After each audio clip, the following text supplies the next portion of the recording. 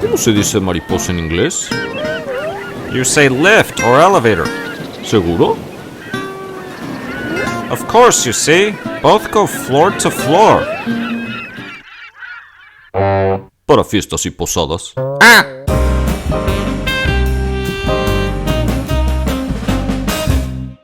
In this video, I will be talking about some of the history of Ser and Estar. I'm going to relate some vocabulary to it. I'm going to begin with describing how it evolved from Latin, what it meant, words associated with a verb or related to it, in essence.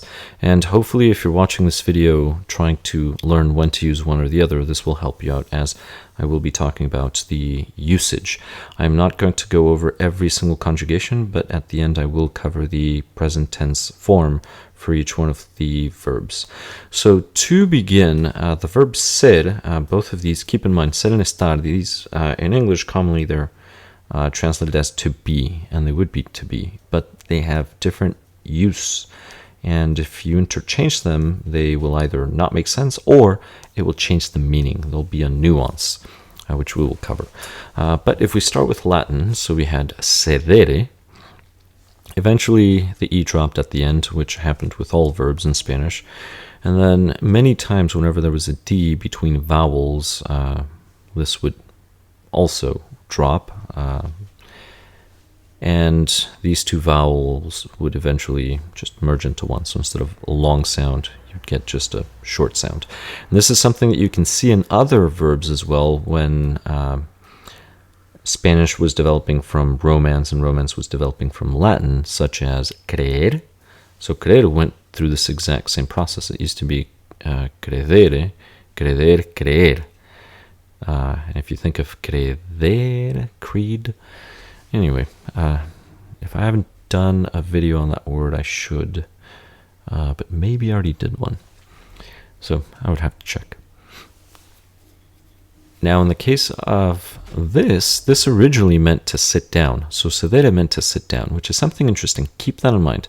This is why a lot of people, for example, English speakers who are learning Spanish, and not just English speakers learning Spanish, but many individuals learning Spanish generally think of ser as a verb with permanence. And it might be because you're probably thinking of to sit. It is more difficult to displace oneself if one is sitting versus if one is standing, which brings us to stare. Stare meant to stand, and that gave us star and then estar. The Spanish language does not tolerate these beginnings, st, so there's always an e added in front, so the sound e, so estar. And this one meant to stand, which brings us to words associated. So here, ser, we have words such as asedio, which is siege. So siege comes from to sit. So an army is attacking, say, attacking, gets to a city or a fort, and then it hunkers down. It sits, right? It just sits down and then tries to impede things from going in or coming out of a city or an area in order to force a surrender, right? And that's what we have. We have desidia, poseer, residencia. So if you think of residency, that's where you reside. That's where you sit, sort of like where you are permanently.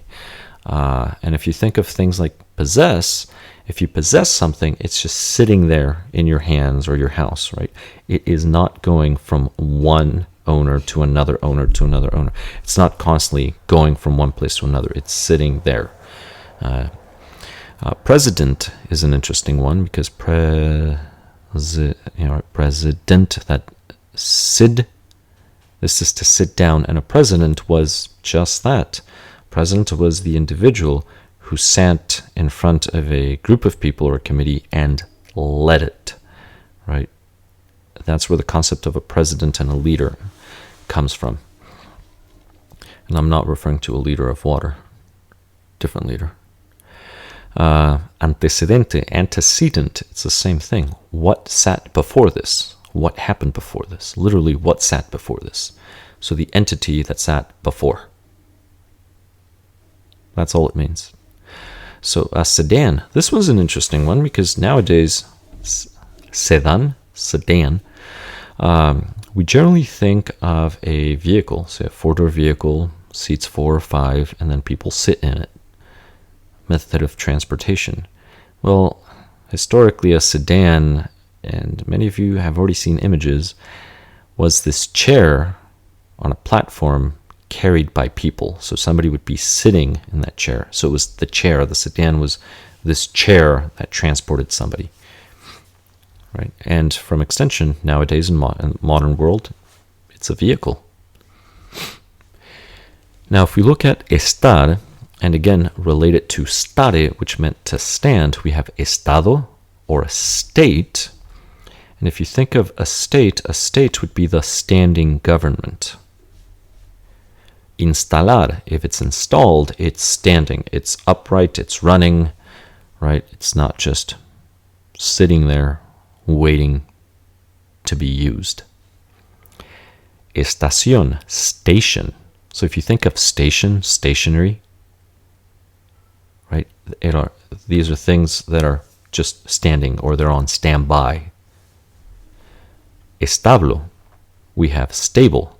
Now stable, such as a stable for horses where horses stand, or stable as in, that building looks stable, meaning it's standing well, it's not going to fall. Substance, the same thing too.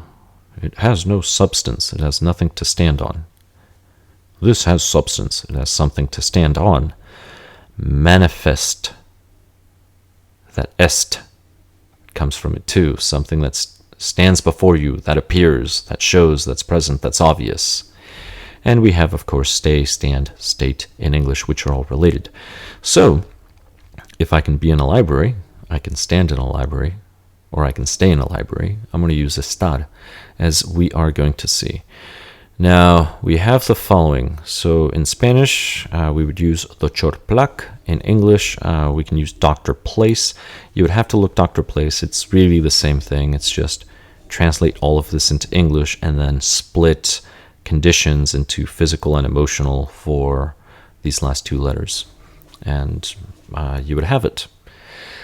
As in, I think the English one says conditions and emotions, which conditions, I mean, it's just conditions, emotional conditions. But same thing. So the first, doctor, you will be using this for the verb estar. For example, descriptions. Ella es muy simpática. She's very likable, or she's a nice person.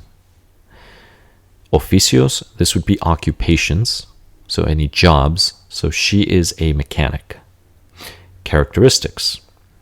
She is beautiful. Ella es hermosa. For time, or the hour, as we would say in Spanish, for time, son las 13:00, or son las 13 horas. It is 300 hours. It is 1 o'clock. Origin, origen. Where's it from? Where's she from? Ella es cordobense, or ella es de Córdoba. This is a person from Córdoba. And there are many Córdobas. There's a Córdoba in Mexico. There's a Córdoba in Colombia. There's obviously a Córdoba in Spain, which is where the other Córdobas get their name from. I have yet to see a city of Córdoba that isn't pretty. So if you see Córdoba, it's probably a pretty city. For relationships as well, between multiple entities. For example, ella es mi amiga. She is my friend. So she is my friend, that is my book, etc. Now, estar, we're going to use for positions. Estoy parado de manos. I'm standing on my hands, right? I'm standing on one foot, right? Any position. I am leaning back. I am sitting up, whatever it is.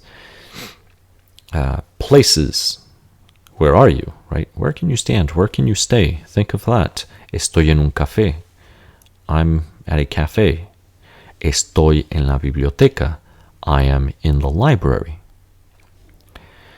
For actions. So these are, say, complex verbs or composed verbs. Estoy corriendo.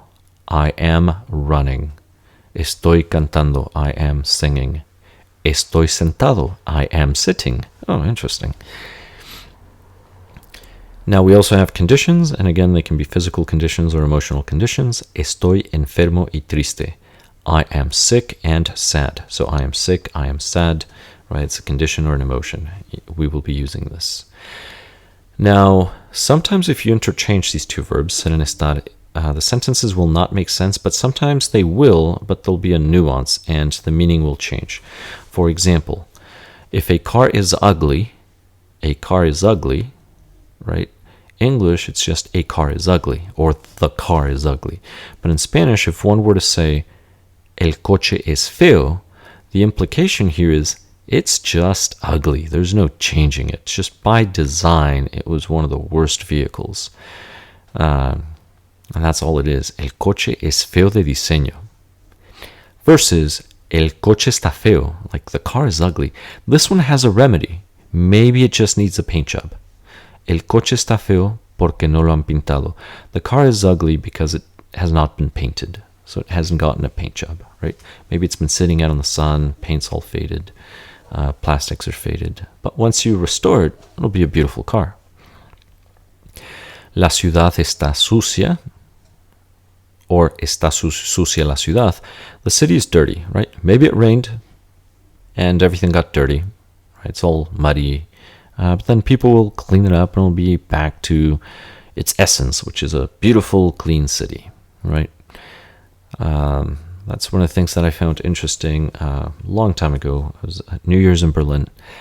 And if you look past the graffiti, but everything was relatively clean, streets and everything. But for New Year's Eve, oh goodness. Even though they had the different containers for all the glass, the brown glass, green glass, and white glass, what is it? Brown glass, Weiss glass. Anyway, people were still throwing their bottles at the street. So New Year's Eve, oh my God, were all the streets just littered in broken glass. Cars would drive over them. You could just hear the cracking glass. I mean, the gates were beautiful. Maybe I heard we were about 1 million people there. A few concerts, everything. Wonderful, wonderful. I mean, I would go New Year's again. Maybe someday I'll go there again. But, you know, once you left the gates and you went to the normal streets, it was quite dirty because of all the broken glass. But probably by 10 in the morning on New Year's Day, everything was clean. You had street sweepers all about the city. So very, very clean. So that would be the difference between está sucia and es sucia. I would say Berlin is a clean city, but its current state was dirty because of all the broken glass from probably the tourist. I didn't do it. I swear. I did not. Versus es sucia, this would imply that that's the essence. There's nothing you can do. It's just a dirty place. So that would be the difference. So Berlin would be está in that condition, and it would be es limpia. It's a clean city. Just the state changed because of tourist. And if you think of Manolito es feliz versus Manolito está feliz, if somebody is happy, es feliz, that is their personality. That describes who they are. So this is a description. So somebody can be a happy person, but then, I don't know, somebody runs over their kitten. They're going to be sad emotionally. So even though they are a happy person, they are currently sad due to that tragedy. Versus a person could just be bitter all the time, not very happy, but then all of a sudden the person is happy because he's the one who ran over the kitten. So here we have a state of emotion that changes. And please don't run over kittens. They're cute. Be careful. But that's the difference when you change them. You can change from a description to a state. Now, as far as the conjugations in the present tense, here they are. You can pause the video and go over them. But for ser, we're going to have yo. So yo soy, tú eres. Now, if you're interested in River Plate, for example, parts of Argentina, Uruguay, that whole area, and you're interested in using vos, they tend to use vos instead of tú, you'll hear vos sos. which is the same thing as vosotros sois. Just shorten this to vos and then drop the i's. And that's it. So if you drop the I, you get sos. Now, third person singular, remember, second person formal uses the third person singular. So that would be él es, ella es, usted es.